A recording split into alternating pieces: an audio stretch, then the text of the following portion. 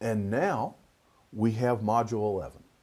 Now, Module 11, I'm going to talk about B2C, or retailing over the internet, e-tailing if you want to call it that. Have a little bit of trouble spelling it.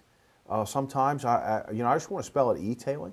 Just leave the R off and call it e-tailing, but I think it's capital E dash tailing has kind of been the way that the people have started spelling it. I'm not sure you need to capitalize it all the time. The rules for capitals in English are incredibly, foolishly complex. I really would be great if we could go capital free in English. What a great thing that would be over the next few years if we were able to do that. Splitting infinitives and other things has already become kind of common. So why couldn't we do away with capitals too? In 1995, Bill Gates said that by the year 2005, more than half of all purchases will be on the internet. And I'm not actually sure that he said that. That's a quote that I got a few years ago, and I've been using it in class, and I'm not absolutely gospel certain that that is 100% correct. So I don't want to slander Bill Gates, but I certainly believe it's correct. So I'm going to go ahead and leave it in here, even though it's going out to the world, and I may get a call from Bill asking me, tell me he never said that, and then if he does, I will absolutely apologize. They can put me in the stocks and throw, like they did in the old days, and throw rotten tomatoes at me, because if I'm wrong, I'm wrong, and I'll definitely admit it, but I believe that's what he said. Now, of course, it's 2011 as we're taping this, and there's nowhere near 50% of all sales are on the internet. Nowhere near. It's not even close. Nevertheless, the internet is growing. The internet's percentage of the total pie has been growing at a very, very quick rate, and it is a very effective way of e-tailing. Many of you, many of us, including myself, love to shop on the internet and like to shop that way. And so I'm going to talk about several different issues with regard to the internet. The first thing I want to do is I kind of want to do a quick rundown for y'all about what is it about the internet that is attractive from a business standpoint. What is it now? And I think on your test question, please remember that this is a business class, so that when you write your answer, and I'll tell you this, write your answer as if you're a business student, not as if, I like to shop on the internet because I can sit there in my pajamas. Not that. That's not the right way to. Our customers, if we have a retail business on the internet, our customers can sit there in pajamas and shop at our business. So remember that this is a business class as you answer that. I'm going to start off by just comparing a pure internet, for illustrative purposes, compare a pure internet retailer to a pure bricks and mortar retailer. And I'm going to do it in a category that's, I think we're all familiar with. So I'm going to do it because as we change product domains, all of these rules different. So this is a very, e-tailing over the internet is very different depending on what product domain you're talking about. First of all, clothes. The advantages that an internet retailer might have, an LL Bean or something like that. LL Bean has a few stores. They're primarily an internet retailer. J. Crew also has a few stores, but they're primarily an internet retailer, and other places like that. A pure internet retailer is first of all, the customers can escape the taxes in many situations. If there's not a physical store in the state in which you live, then the internet retailer cannot be held responsible for collecting the sales taxes. And in some states now, our state Tennessee has been so poorly managed that we've got, more than a 10% sales tax, which, sales taxes, once you get above, I think, 6 or 7%, become excessively regressive in their application and inefficient, encouraging people to go to other states to shop and buy stuff. So there's the tax on, customers can escape tax. Now, technically, for example, if I buy something from LL Bean, I'm supposed to call the Department of Revenue and tell them, listen, I bought something for $100, I owe you $7 in taxes. That's what we're supposed to do.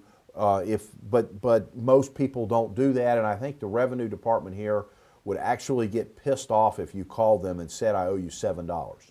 And they would, and you would cause many more problems for yourself. The surest way to, if you sent them $7, they'd probably send an investigator to your house and audit you because they figure that you've done other things. So the customers can escape the taxes. The customer has a lot of convenience associated with it. They don't have to leave the house. They don't have to fight the crowds. They can do it in when the time value is very low. For example, for me, when I've got, during Monday, many people Monday through Friday, you got to work, get off work, you got soccer practices and you got all these other things going on. If you can go shopping at 1 o'clock in the morning without leaving your house in your pajamas, the value of that time is much less. So, you can do it anytime. You can do it when you have free time, time for which the opportunity cost is extremely low. And so as opposed to having to get out and shop in the stores, and particularly for Christmas and things like that, it's really convenient. They'll do the shipping, the shipping and things like that. That's one of the reasons why the internet has become particularly, a lot of their business is for gifts. That's a thing that they're particularly good at, in that they, you buy it at the store, then you got to box it up and ship it yourself. Whereas if you buy it from the internet, you can have it shipped just directly to that place of business. So the convenience for the customer, the 24-hour shopping, don't have to leave the house, shop in their pajamas, that kind of thing. You don't have the negative aspects. Remember, we talked about the time and the effort. Many of the time and effort considerations for the customer when they shop via the internet is much less. Much less effort, much less time. Some of the e-tailers that my students have met for many years have done projects involving e-tailing, and many of the e-tailers, the service quality is not good. They big, huge, multi-million-dollar operations that have a 1-800 number where nobody answers the phone, emails that go in. Even in the last time we did this project, which was been last spring of 2011.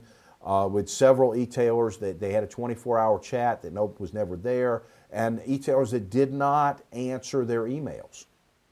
Big companies that didn't answer the emails. So the customer, in theory, should have to spend less time and effort. I'm not sure we've actually gotten to that point completely, other than maybe for your savvy consumers. Some consumers, it's much less time and effort. I think that's something that many of the e-tail businesses really need to work on. Now, the biggest thing have to do with these cost factors that I'm going to mention next. And on the exam, I'm definitely going to be looking for these things as a key point.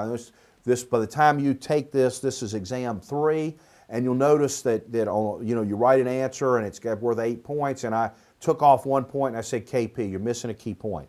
Miss either of these and you're missing a key point.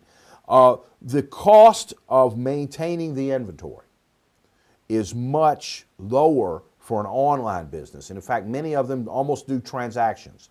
Even those that take title to the goods and ship you the goods themselves, it's much easier for them to maintain that inventory via the internet, either through a supplier, an outsourcing supplier that acts as a wholesaler and does the shipping for you, and where the internet e-tailer is really just a financial intermediary. But you don't have all of the inventory carrying costs that are associated with putting, let's say, this shirt. If I've got and I don't know who made it. I think it's probably Saks. I think we probably got it at Saks. And so let's say that I ordered this shirt from an online company. Well, they can keep all the inventory for this in one place and then ship it out as it's needed. Whereas a Saks may have stores all over the country. and they have to ship this shirt in all its sizes and variations to every store everywhere in the country, and then they have to display it. They have to put it out on the floor. They have to display them. That's a lot of extra cost. And inventory carrying cost is a large cost for most retail organizations. That's one of their biggest line item expenditures, and besides cost of goods sold, is that I'm not really referring to cost of goods sold. I'm referring, when I talk about inventory carrying costs, referring to the amount of money that you have to spend to maintain the inventory, which most retailers finance. So that inventory carrying cost is much less, and also the organizational aspects of that are much easier. So it requires many fewer resources. You do not have the cost of the physical space. In other words, that triple net lease of space all over the country. And the Federated Group has many of the, now Macy's has many of the stores inside the malls. You don't know that they're part of Macy's Federated Group unless you work for them, but they own many of those stores, and you got to put that store everywhere in the country. Every place in the country, and all the inventory that goes in it has got to be everywhere in the country. So you've got to. That's a really huge cost. That physical retail space, the facade, the building. Then you also have all of the resources, the human resources that have to be put into that. All of the managers, the people that work there, the loss prevention. You've got the cost of so you've got a whole set of inventory carrying cost, the cost of renting the space and the physical space, and then all of the people that are there, all the people you have to hire to run a physical store, to actually be there in the store to make sure people aren't stealing stuff, to check people out. Then you also have a lot of shrinkage that occurs in that type of setting that's not going to occur in theory on the internet. I mean, where you have everything in a warehouse and you got cameras in the warehouse. Unless somebody's taking cartloads of stuff out of the warehouse, you should have very little shrink in that situation. So you have a lot of extra cost that are involved in a bricks and mortar store that an internet e-tailer or a retailer of clothes via the internet does not have. So there's a lot of advantages. And I think it's one of the reasons when we first started these internet companies, and you had the big boom from 95 to 2000. Of course, then you had a big bust after that. The NASDAQ went up to 5,000, fell back to 1,200. I think it went back up to around 18. Still, in 2011, I think NASDAQ is in the low 20s. 22, 23. So I mean, you can imagine that the capitalization is of these big NASDAQ tech heavy. They're not all tech companies. They're not all B2C, but these different tech companies, the capitalization of those things is the value of the ones that is still of the NASDAQ index is still less than half of what it was at the height of the boom. And I think everybody was thinking that it's going to be so much easier to do everything over the internet. The internet is going to be the savior. Bricks and mortar stores are not going to work. I mean, those they've got all these extra costs and all the hiring people and all the shoplifting and internal theft and all the managers and that expensive mall floor space, and it's going to be so much better to do things on the internet. Nevertheless, bricks and mortar stores have some very serious advantages. And these advantages differ as we talk about different product domains. I'm focusing now for illustrative purposes on the product domain of clothing. So the bricks and mortar store, people can touch and feel the item. You have no tactile sense on the internet. And in some cases, you order something and it looked like crushed velour. It was really soft, and it's actually not anywhere near what you thought it was going to be. It's kind of like when they sent you, when you were a kid and you saved your 3 box tops and they sent you this cool toy that they'd shown on TV, and it turned out not to be nearly as cool as you thought it was going to be. Sometimes when you order stuff on the internet, you haven't been able to touch it, you haven't been able to feel it. So that being able to touch and feel things, that tactile sense, you can try it on. You can experience the product to the extent that you can try. You can't experience it to the extent that you wash it, wear it a few times, see how durable, and all those kind of things. But you can at least see how it's going to fit.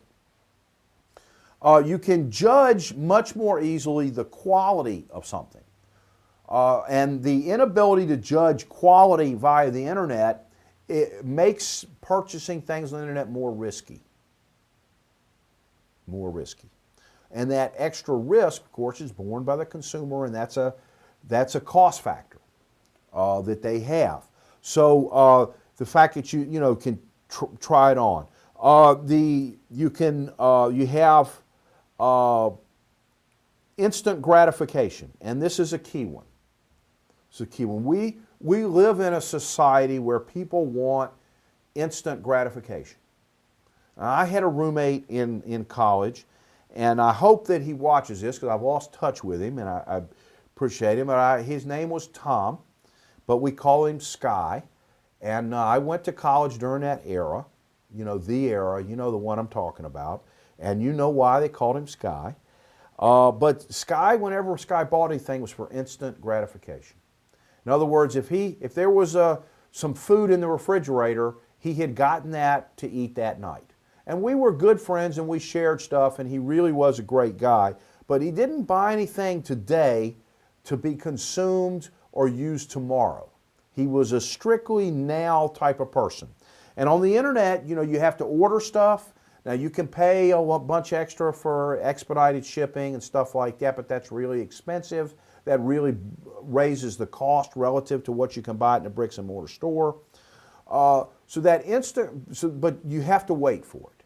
And a lot of people want their rewards now. We're not really good, most of us are not really good about buying stuff for way on down the road. And even grocery shopping, people used to go out, the woman of the house would go out, and she'd go out once a week, once every 2 weeks. She'd have her menu cards there, and she would have a list, and she would write down everything that she needed, and she would buy enough groceries to last a whole week or 2 weeks. People don't do that anymore. They buy something for today, buy something for the next few days. Maybe they might buy a few things, that laundry detergent and stuff like that they can use for a few weeks or a month. But people do not, in the modern society that we live in today, it really is an instant gratification society. People do not think as much about the future or make sacrifices or worry about things that are going to happen on down the road. And if you look at, just remember, those of y'all that are students, the last time you went to the grocery store. Okay, and how much of the stuff that you bought, last time you went to the grocery store was 4 days ago, how much of the stuff is still there? Maybe there's some cereal and a few other things, but it'd be amazing how much of the stuff of the stuff that you bought has already been consumed. So you do not get instant gratification. The bricks and mortar store only can offer you instant gratification. We're talking about for clothes. Now there's music and a few other things you can download. That's not true. Colors.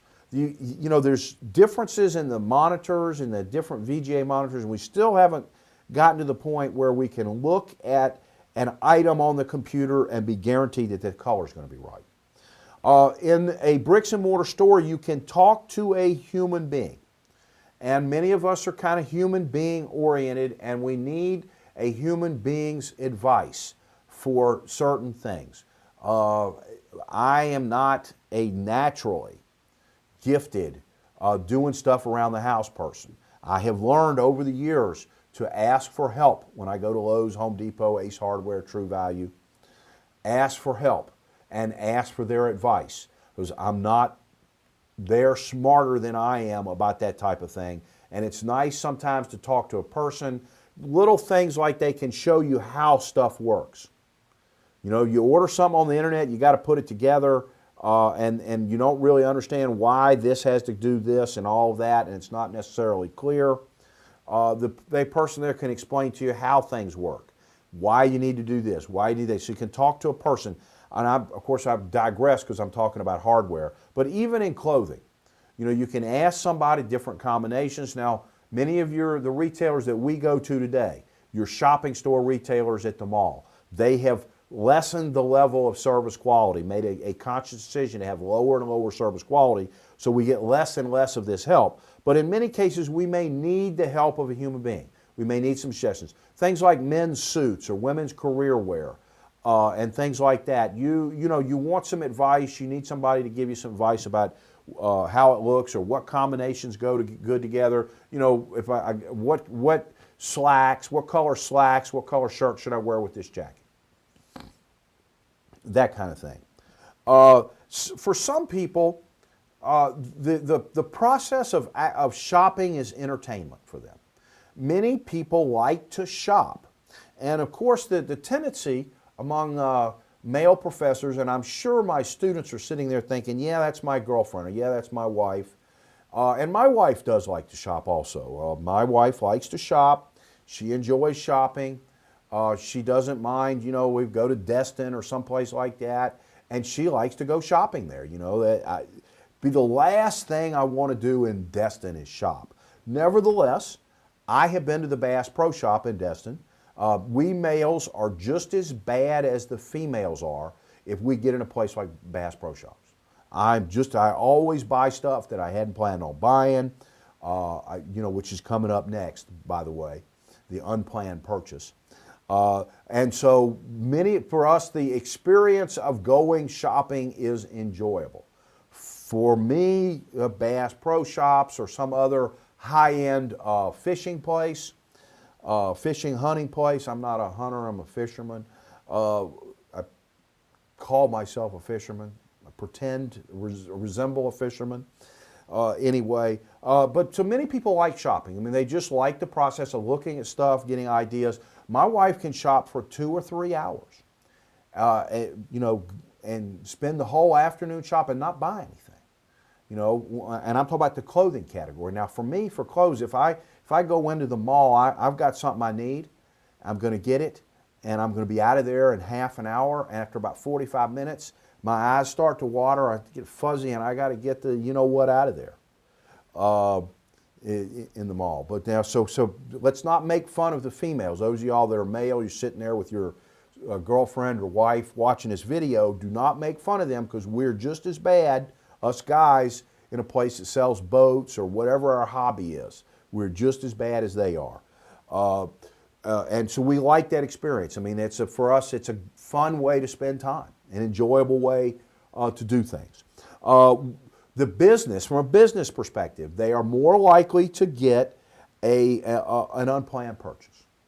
You know, that unplanned purchase. One of the reasons that your Macy's and your Saks and your other stores spend so much money on merchandise, visual merchandising, making things look right. And you notice the mannequins that are, you know, the idea of having mannequins in the store is to try to get people to notice things that they hadn't noticed. And a lot of times, even for us males, who when I go to the clothing store, I've got to get a couple of casual shirts, or I got to get some underwear, or I got to get some non-white socks because, you know, school's starting and I got to have some. I can't just wander around in dress shoes and white socks, you know, because I spent the whole summer in tennis shoes.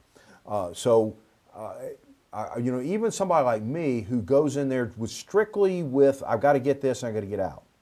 I'll see things and buy things that I hadn't thought about. So you have more of an opportunity. Now, on the internet, if a company is really good at what they do, and this is, you know, in clothes, they can make suggestions, show you pictures. They can do some of the things that Amazon does, only with clothes. You know, other people bought this, also bought that, bought this thing. They can send you suggestions, although we got to the point we don't really want people sending us suggestions via email and stuff anymore. Don't pay any attention to it if we do get it from them. But you can do it a little bit on there, but you do it much better in the store. You know, all that visual merchandising, spectrum colorization is to get people to go over and touch something. You know, get people to go over and notice something, pay attention to something. That's the why, and the stores, I don't care if it's a Target or a Walmart or it's one of the, you know, a high-end clothing store, all of them are the design, the planning, the layout of the store, a huge amount of science goes into that. And it's very proprietary, and you know, we are going to have, well, I have had, when I've had, in some of my classes, had Target, and I've had visual merchandisers for other companies come into my class and make presentations about it. It's really sophisticated. Layout, the logistics of how you set up a retail store, very sophisticated. All done to get more of these unplanned purchases. Not undesired or unwanted, just unplanned. In some cases, you need a little bit of an influence process. Men's suits, for example. You need a little bit of an influence process. You know, you need somebody that's got some ability to selling skills,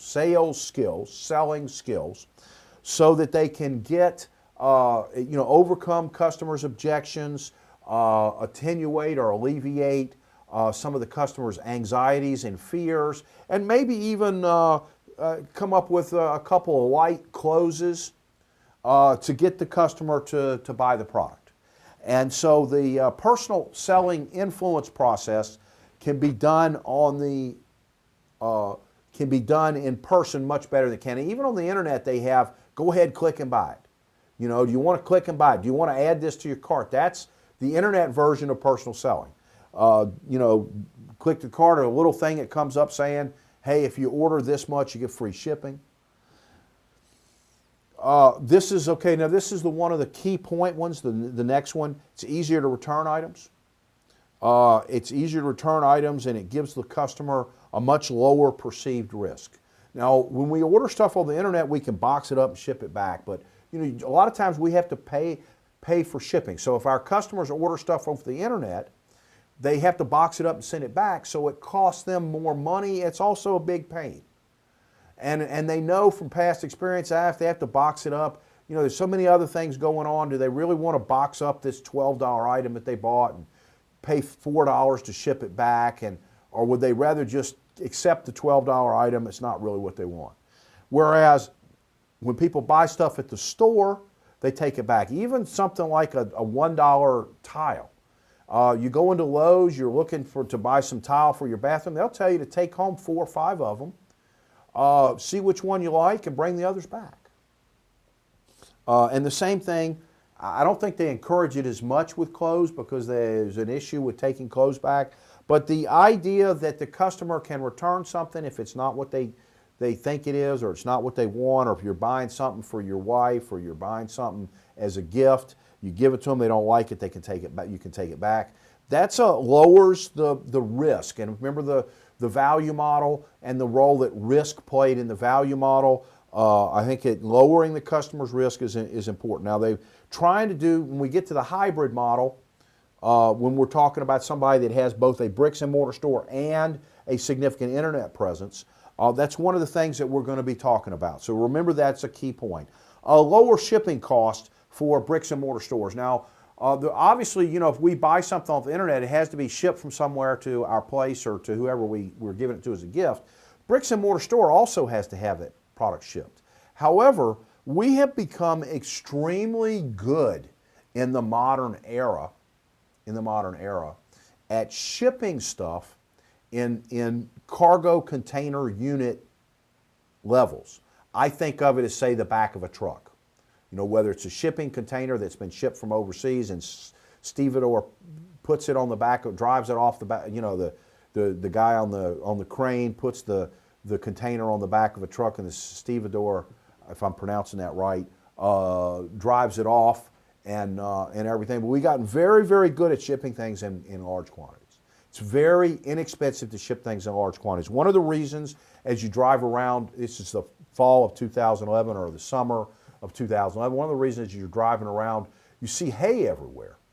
Everybody seems like it is you know, making hay while the sun is shining. One of the reasons the price of hay has gone way up because the price of shipping has gone down to the point at which it's become cost effective to ship hay bales overseas. And so it's another great agricultural export from the United States to the rest of the world. Hay, unfortunately, it's going to mean higher hay prices, I think, for livestock producers and stuff like that. And it's liable to cause, you're liable to hear a lot about it in the winter of, if we have a really bad winter in 2011, the high cost of feed, and eventually, of course, actually temporarily it'll lower the price of meat and pork, of beef, but because people will slaughter more. Rather than feed them the hay, they'll just go ahead and take them to slaughter. But you're liable to see on down the road a couple of years from now, if you're taking class in 2012, 2013, and you could, the price of beef has gone way up. Well, you can give me credit for predicting it. Of course, if I'm wrong, you can tell me how stupid I was when you're taking one of your senior level classes. So you have lower shipping cost. Less of the problems associated with shipping. Problems with the scammer that says they never got it. The UPS person leaves it on your door and takes off, and the people scam all the time and say, hey, I didn't get it. Somebody stole it off my door. I never signed anything. So all the problems associated with shipping, getting smashed up and broken and things like that, much more likely to happen when you're shipping one thing. And then people, they have to give them their money back and ship it to them again, and they have all these different types of problems. And you don't have, in a bricks and mortar store, some issues with payment. There are still many people who will not buy anything over the internet because they're afraid of it. The truth is, you're more likely to have your identity stolen. The most likely situation to have your identity stolen, the most common way identity is stolen in the United States, is when you give your credit card to the waiter or waitress to go ring it up. And then they bring you back the receipt and everything, and you sign it. That's probably the most common. Actually, very little of the cyber theft or the credit card stealing, identity theft that's going on has happened over the internet, but that's not the perception of our customers. Particularly your kind of people that are middle-aged or older.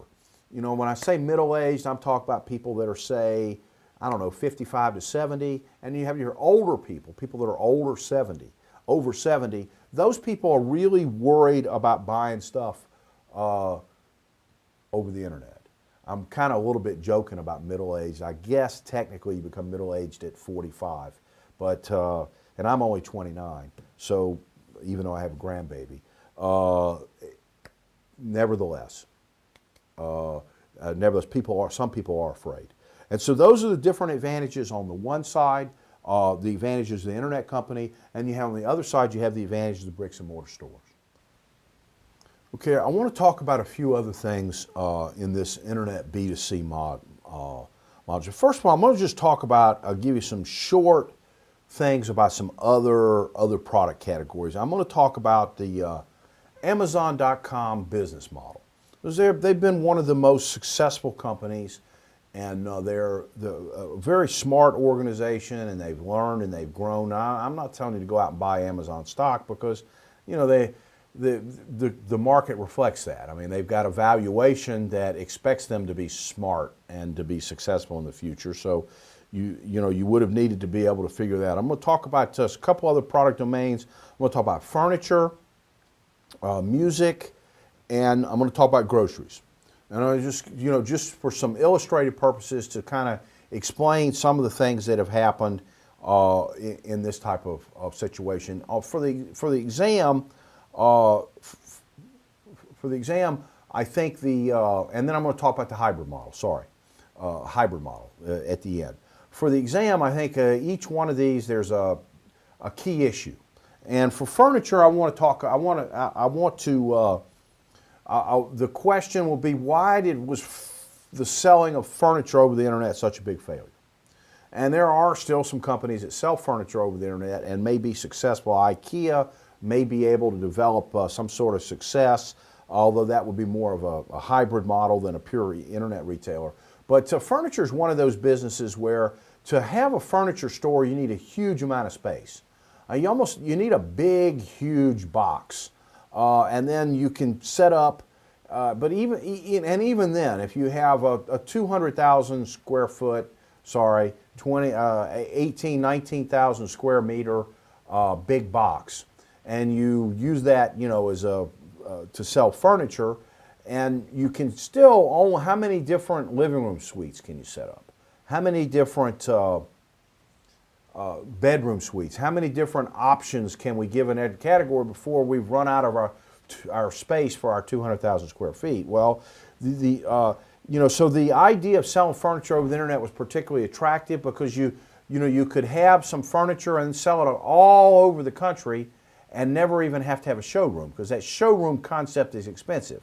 You got to build a showroom like a Levitt's, which was one of the big showroom furniture retailers at the time, really struggled because they'd built a big, huge showroom in every city, and that's enormous cost. The inventory carrying cost was enormous. Once that stuff gets put together, it's hard to ship, it's expensive to ship. They have to discount it quite a bit because there's a lot of times little pencil marks or little scuffs and damages in order to sell the display models. Very expensive to be a bricks and mortar retailer. So there was a lot of hope, livinghome.com, furniture.com, a lot of these different businesses, almost all of them in their original incantation are gone. Somebody might have bought the domain name and be doing something else with that right now, but your original large-scale mass furniture e-tailer, that concept almost always was a massive failure. And so I want the question on the exam will be why. Okay, the key thing was the fact that the shipping costs were so high. It's the furniture comes in now. If you order furniture, now you can get real cheap low-end furniture, and they'll send it to you. You put it together yourself. But now most furniture retailers, except the bottom end of the market, they come in, they set it up, they put it together, they do all of that stuff for you. They bring it in. They bring it in and set it up, and it's very inexpensive to get it shipped to them because it comes in. Even something like this this desk, and I don't know if you can see the podium and the desk. Maybe I think they got it set up. You can only see the top of the computer there. Even something like this, a lot of times, gets shipped into the furniture retailer in a box, all kind of flat and in a box, and they kind of put it together to put it out on display for. Or if they sell it, they take it and they put it together and they take it out to the customer's house and everything. And it's very inexpensive to ship ship furniture in large units from the manufacturer to the retailer. We've gotten very good. Once again, we talked about earlier, we got very good at shipping freight at the container level, relatively much more expensive. Shipping a single furniture item from a warehouse to a customer store was enormously expensive. Enormously expensive. So relative to the other methods. So the shipping costs were probably the biggest one. That's the main key point. Okay, the other thing was that the big name manufacturers were pressured by their existing channel. The people in our area, you got your Zach's and your Grand Piano, and the existing channel, the people like that, they put a lot of pressure on the big name manufacturers not to sell their stuff to these via the internet. At least not to sell under the same brand name that they sold to their existing channel. So what you ended up in was a situation where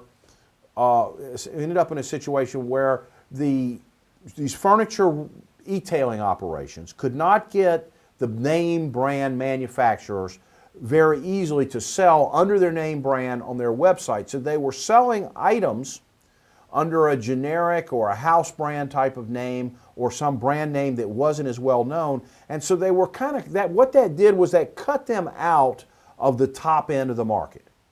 Because the regular, your Grand Piano, look, we put all your stuff together, we got it on our display floor, we got a lot of money invested in that. I don't want somebody coming in here looking at this couch or sofa or living room suite and then being able to find it on the internet for hundreds and hundreds of dollars cheaper because they don't have our cost. We've been your friend for many years. if we see this stuff on the internet, we're not going to carry it anymore. And so the existing channel, the existing retailers fought to keep the big brand names. So what that did was that kind of forced your internet companies to sell to the bottom end of the market, the bottom third of the market. Now, when you're selling to the bottom third of the market based on prices, low price because they've got lower costs and stuff like that, that can work very well in some product domains. But the problem is you're selling to the bottom third of the market, and the major point, the major way in which you're providing value to customers is by having a low price, but then you got to charge $300 for shipping. And it was crazy. I mean, one of the things that I read from one of the people that wrote about this was it's crazy to have a $250 sofa, and then you have $300 in shipping costs. Now, different companies did things. Some companies offer free shipping, but of course somebody's got to pay for that. Whether the customer got free shipping or whether the customer's charged for shipping, either you got to sell that $250 thing for $250 and then charge the customer $300 for shipping, or else you got to sell it to them for $550.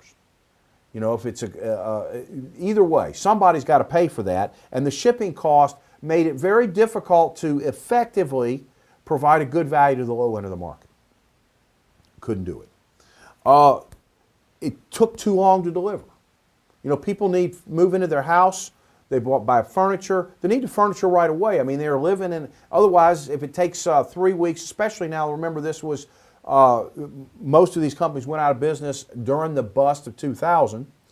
The delivery systems were not as good in those days. And it took too long to deliver, and if somebody's got to wait 3 weeks for their couch, they're like, what are they, sitting on the floor for 3 weeks? There were those types of problems. So it took too long to deliver.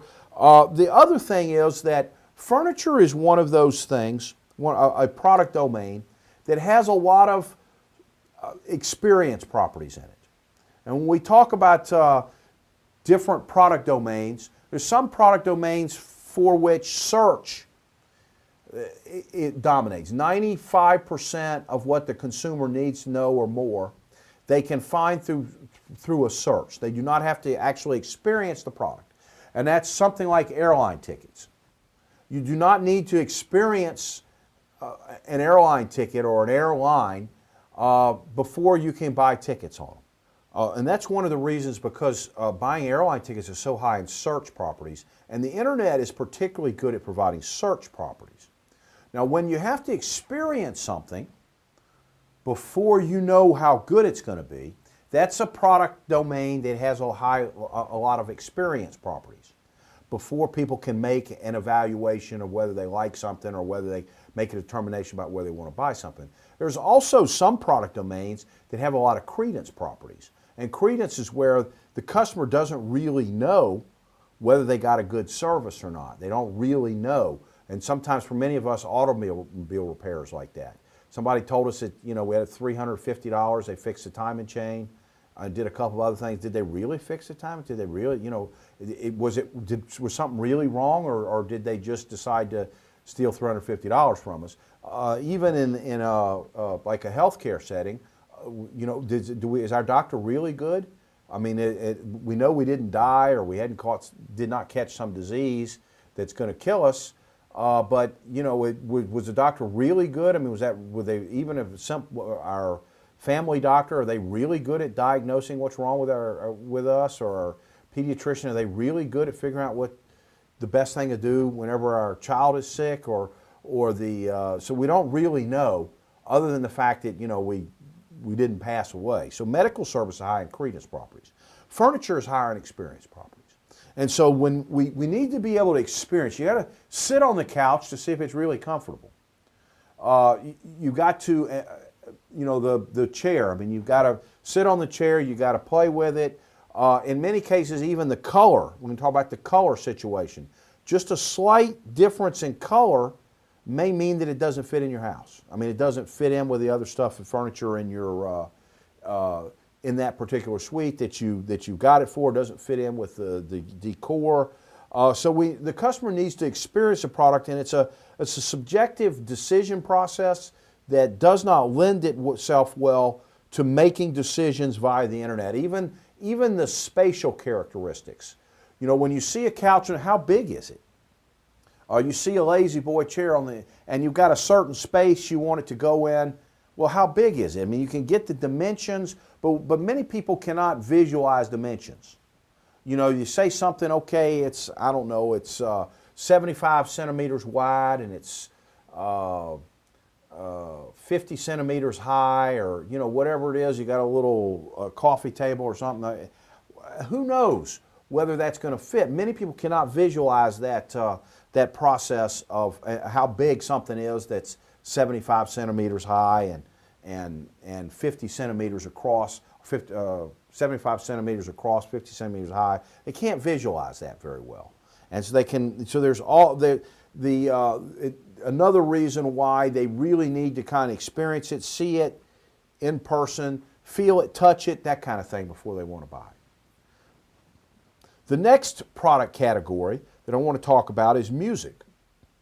Now, music has been particularly successful at adapting to the internet. Now, it's been a big problem for them in that many music companies, the old traditional music companies, wish the internet never occurred.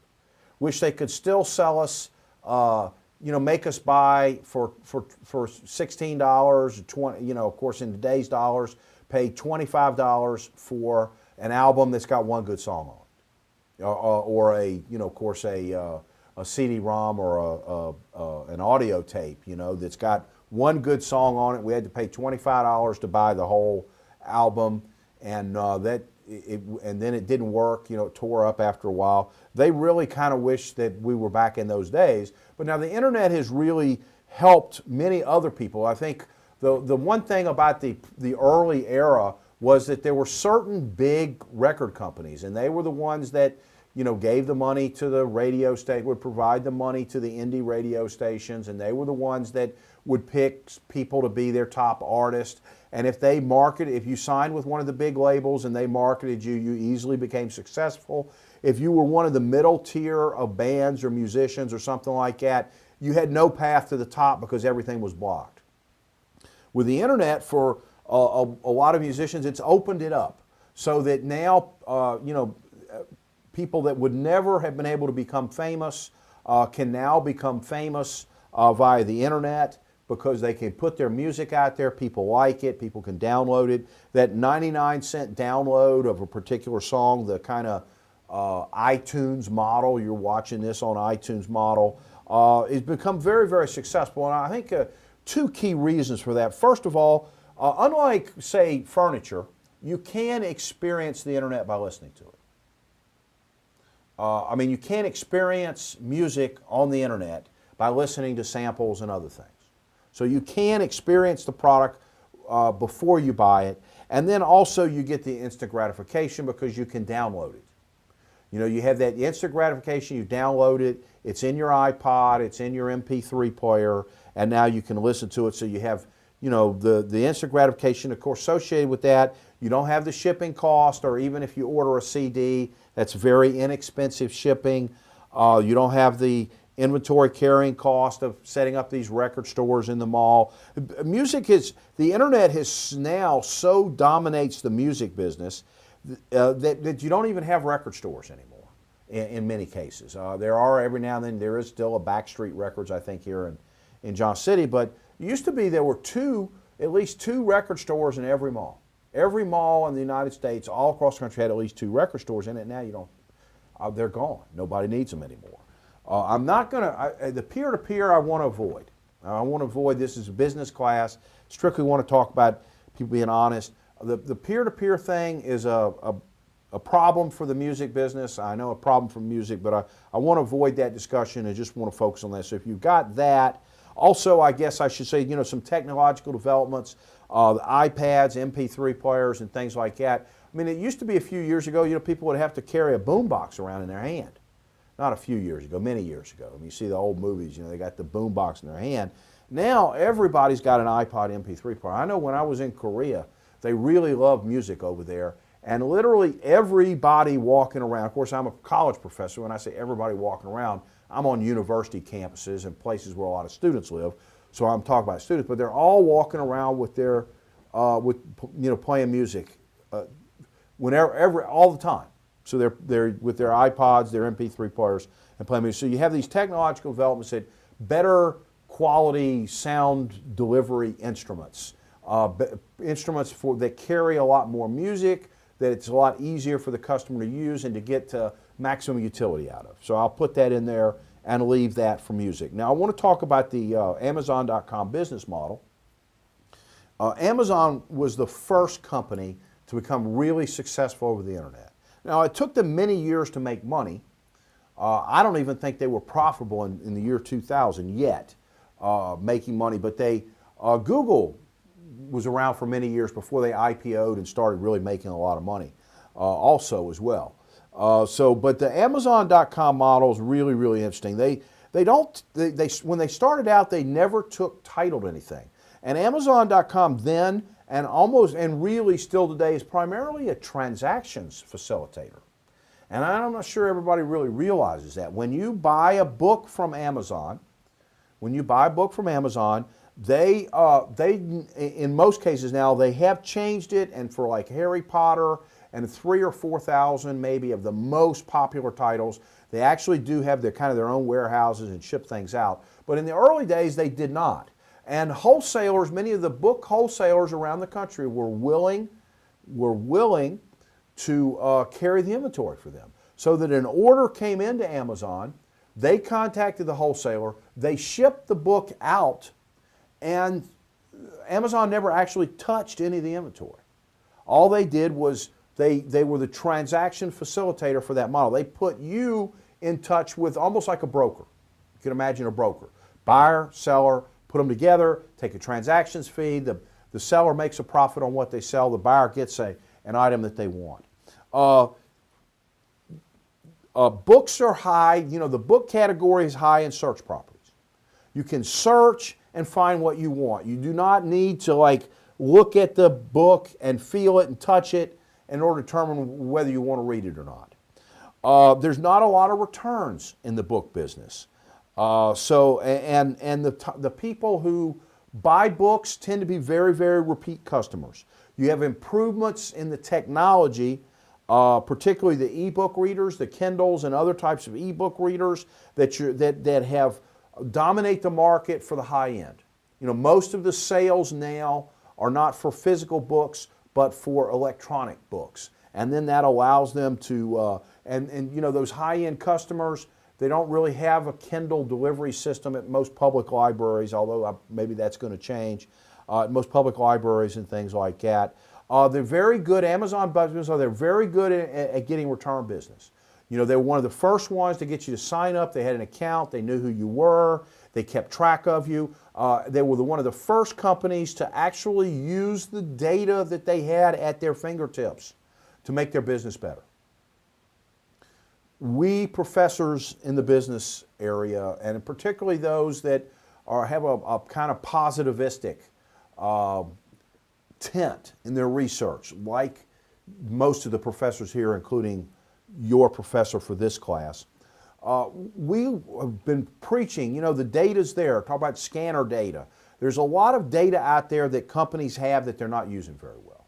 And Amazon was one of the first ones. They were the first one to mass customize via the internet. In other words, they would they would send you an email making recommendations, or if you logged onto their site, they would make recommendations.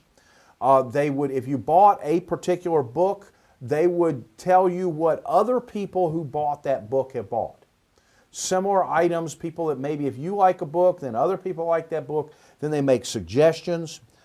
They developed, because many people are perfectly willing to have a used book at a cheaper price. They developed this the model where you buy, you can buy used books. Many of my students, for principles of marketing, I have a little bit of a problem. And I warn them and I tell them, you got to have the book. The class is going to start quickly. Everything's going to be going quickly. And then they, send the email and I ordered the book and it's not here yet. And can I borrow your book? And no, you cannot borrow my book. You know, all of that goes on. When you have these internet classes, it's so important from a pedagogical standpoint to make the students do something right away. So I have this kind of balance between making the students do something right away and understanding that they don't want to go to the bookstore and get their book. They want to buy it through Amazon. And then many of the students sell the book through Amazon. In fact, y'all students may order a book, a used book on Amazon, and get it delivered and find out that it was delivered from Johnson City. Delivered from Johnson City. And so then you get the book that way. So the Amazon system, the other thing about the Amazon.com system is that they have always been very technically good. Back in the days when most of us had dial-up or maybe ISDN, their stuff loaded quickly. You know, you'd sit there and wait on these other companies. But Amazon always loaded quickly. Their buttons always worked.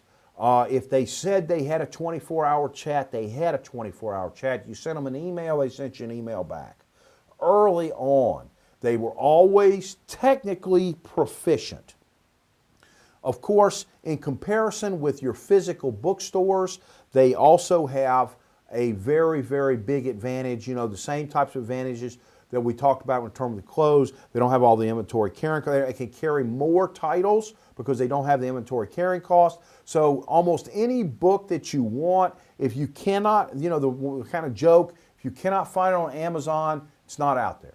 You know, there may be some books that you can find other places, maybe foreign books or books in other languages that you can find in other places and not on Amazon. But Amazon is the, you know, they have so many titles, so many different things that they have available for you. Oftentimes they have used books available. It's a very, very successful business model, Amazon.com. And the final thing I want to talk about is the hybrid model. Now, the hybrid model is where you have a bricks and mortar store, but you also have an internet outlet, and you have a serious internet outlet. Even Walmart has an internet outlet, but it's been very unsuccessful. They just fired or demoted the guy that was in charge of they've just fired or promoted the guy that's been in charge of the Walmart eMart system, the Walmart e-tailing system. As I'm speaking, I think that happened about 2 or 3 weeks ago, replaced them. And so they've never been very successful. They're not really serious. They're trying to be serious, but they're not really good at the internet. I'm talking about a company that has a good internet site that complements the bricks and mortar stores. Okay, one of the biggest thing, one of the key points is that you can order something off the internet and you can return it. If it doesn't work, you can return it to the store. And that's one of the biggest advantages to me of the hybrid model, is that you can lessen the perceived risk of the customer by allowing them to take something that they have bought via the internet back to the store. Now that may be a little bit of a hassle from a logistics standpoint. A lot of times people in logistics or business operations, the marketing or the sales are both considered like the F word to them. Those people are like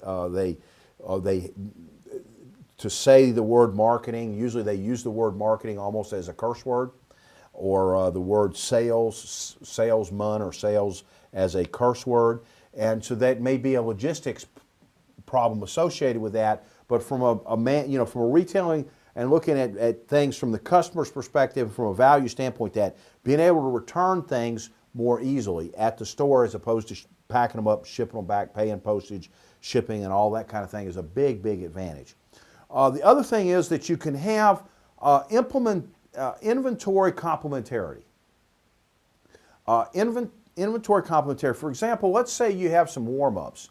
And I remember going into one of the stores in the mall, a Foot Locker or an Athlete's Foot or something like that, and they had some really nice warm-ups.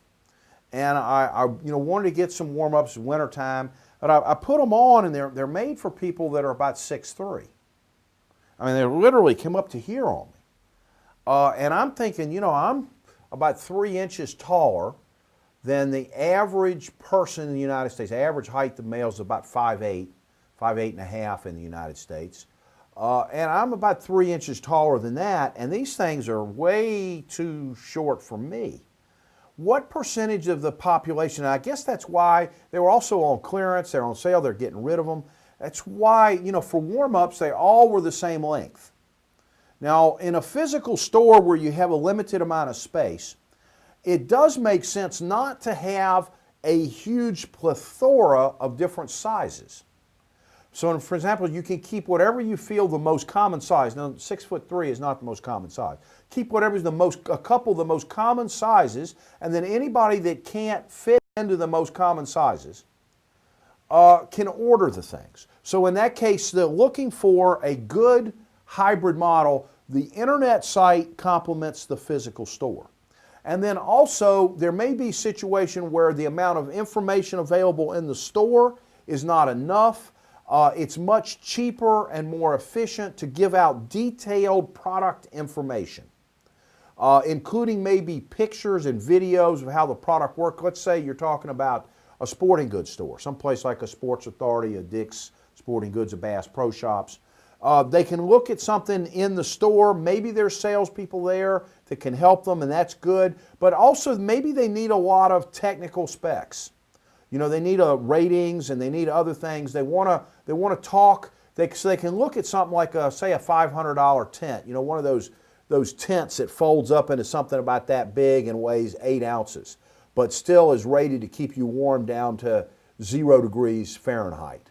But you won't want, you know, people want to buy a $500 tent.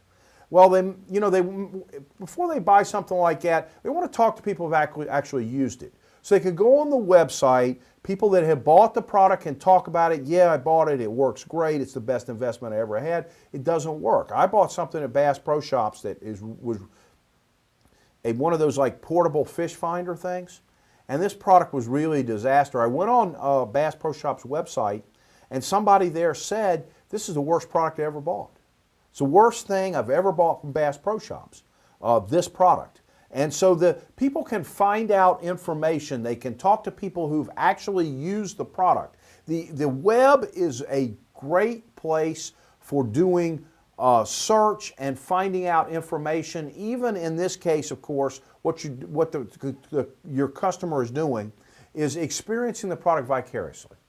In other words, they're finding out about these different products on the internet, going to the forum, going to the place where people talk about or make recommendations or give product reviews, some positive, some negative. And I really think it's good as a retail organization when you do this to be honest, to not remove negative evaluations. And in this case, if I had gone on the web, of course this is one of those unplanned purchases at the bricks and mortar store that we're talking about. If I'd gone on the web and investigated, I probably wouldn't have bought it. It would have saved me, you know, going there, going back, and all of that. So the customer has a chance when you have the two complement each other to find out the extra information, the more detailed information on the web. They can go to the store and buy it, or they can order it. So the bricks and mortar model, I think, is going to be more successful in the future, and you're going to see this than either of the pure bricks and mortar or the pure internet. And in particular, you know, even a company like Walmart, once they get it together, they do sell stuff in Walmart that require things that are fairly complex. I mean, you know, they have stuff in the sporting goods section that's fairly complex, and they do not have the ability to staff those departments with people who are knowledgeable enough to make skilled recommendations. And that is not the way their cost structure is set up. And even if they do try to have a person or several people, there certainly is one at the Walmart in Elizabethton that is an expert and really does know what he's talking about. Even if they have a person like that, they can't have them there 24 hours a day. I mean, you know, they're open 7 days a week, 24 hours a day. How many hours can that person work? Well, I'm sure he works 35. You know, I'm sure they're a 35-hour employee. Not certain, but pretty sure, 35-hour employee. But so then it doesn't fit their cost structure to be able to have knowledgeable people there 7 days a week, 24 hours a day. If you can't do that, why not have that on the web? Particularly for high-end, complex, more expensive types of things that people are going to buy and that you may want to carry in your store. Okay, and that is the end of Module 11.